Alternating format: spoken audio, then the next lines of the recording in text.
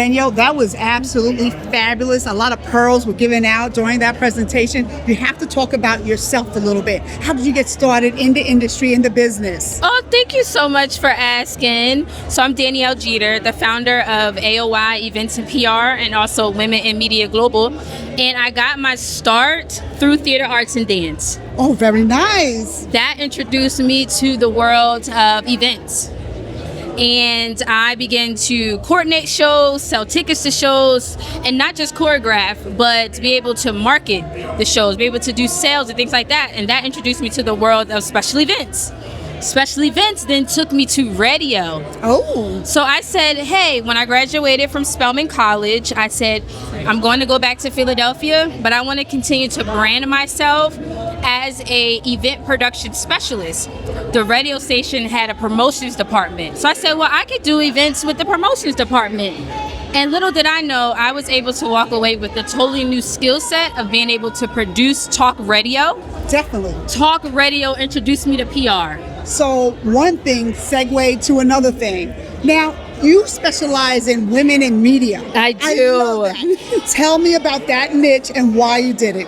I started Women in Media maybe 4 years after I started my PR agency because I began to notice that something was shifting and happening behind the scenes in the industry. Yes. And this was 4 years before Me Too.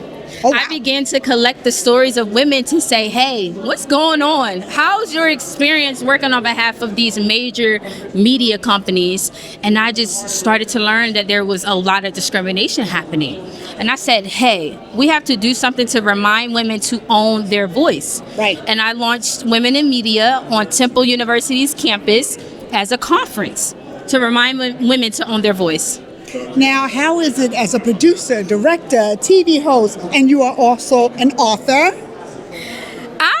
Author? I'm not an author. You're author of all the... Of an ebook. Of the ebook. She's the author of the ebook. Go Now, ahead. maybe you're speaking into my future. Yes. A book is definitely coming on the horizon. But, I mean, it feels great. It feels like God continues to just throw me into, like, the unknown. The unknown. And I'm like, okay, God, you want me to do what now? That's next on the horizon for all the women. So tell us how you got involved with the summit. How did that all start and begin? So, a little known secret, David's my cousin. Ooh, okay, And that's I've been with him before we could even drive, okay? But David has always been somebody that I looked up to. So wherever David goes, here I come. And he moved to Atlanta and finished high school here, and I came to college right after. So literally, whatever David would do, I would do. David started a business. I said, okay, yeah, I'm gonna start a business. David selling t-shirts. I said, okay, let's do some events. And every coach that David has hired, I hired the same coaches. So we have just been supporting each other as family, as friends, as mentor-mentee since day one. I mean, he's a big inspiration. And just to see how he's grown Podcast Summit, I'm like, yo, bro, don't forget me. It's what you got for me, bro? absolutely amazing. Everybody's talking about the summit and all the pearls that they got from different speakers and how they're going to grow their business. How does that feel that you impact and David have impacted so many entrepreneurs to move their business forward? Because that's the purpose. It's a one-stop shop summit. That's how I feel.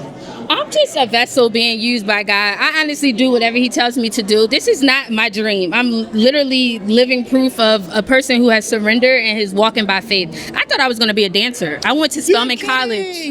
Oh my God. And I got a degree in theater, arts, and dance and history. And I thought, oh, I'm going to teach and dance. But God had such a bigger vision for me. And so I'm just happy that there's more talent in me that he continues to pull out, and I'm grateful that I'm able to inspire and encourage another person. Well, with that being said, I think the next thing on her horizon is that book. That book. She's got to become an author because she's given away so many pearls, and it's wonderful to share that information. Thank you so much, Danielle, for what you're doing for the community. It's wonderful. Thank you. This is a great interview. Thank you for having me.